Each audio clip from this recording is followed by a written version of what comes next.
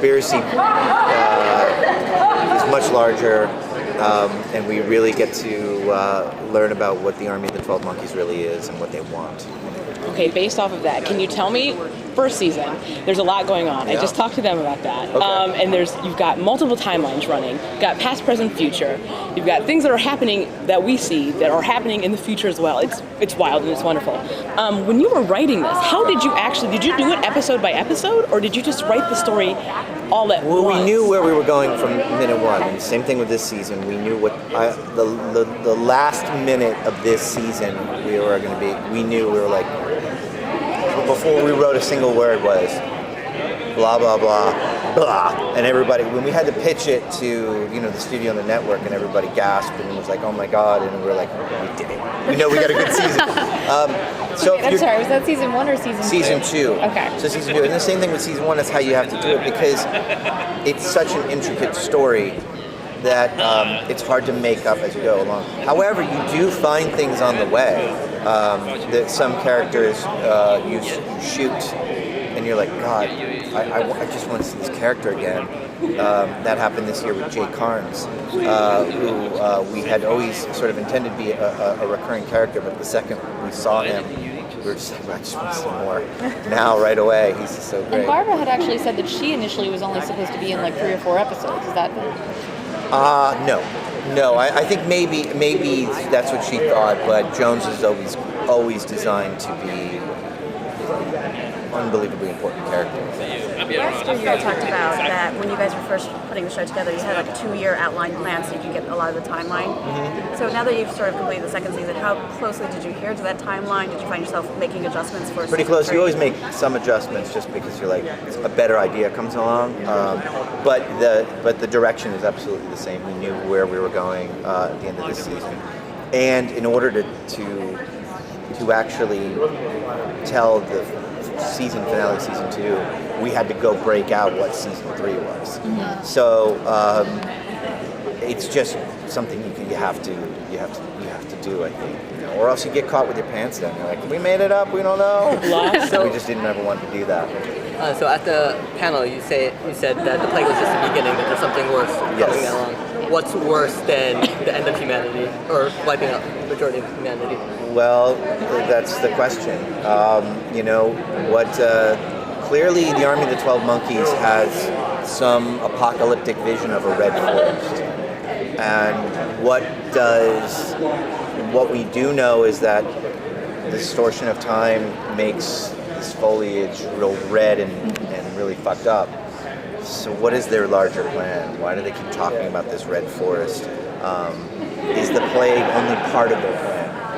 And, I think one of the trailers says, which they showed Jones saying, the very fabric of our existence is unraveling. That's a hint towards what they want. So what's like the balance or imbalance ratio you would say in regards to Jennifer being regressed with her memories or just not wanting to share them at some time? I'm sorry, that she... As far as Jennifer goes, when things are revealed through her character, is there a lot that's regressed memories? Because of... It's not really regressed memories. She's a tortured person who's had a lot of really bad things happen to her. But we learn a lot more about Jennifer. Last season we kind of hinted, if you were watching closely, she kind of knew things that she shouldn't have known. She kind of knew who people were. She would say things like green to red, which we knew was happening. It seems like she's connected to the way changes in time in some way, and maybe that's part of what her craziness comes from. Jennifer's a really important character this season. I love the rhythm to her dialogue. Anyway. Thanks.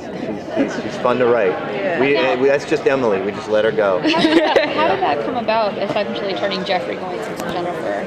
We just knew no one could play Brad Pitt again, and we wanted, what's better to reinvent it and give it to a really strong woman, and we're lucky we found Emily. Sorry, go ahead. Based on that, No, you're fine. Go. Because we got like 30 seconds, so go. I was just going to say, there's a lot of fun nods to her introduction, like the way she laughs and the sweater and things, so you're definitely kind of doing a little hat tip to that. We did a hat tip, but now this season where she's fully Emily Hampshire owns his role and has done things. You'll see. She's gonna make you cry this season. Well, when do we get a Jennifer clothing line? What were you gonna say? How do you define time on this show?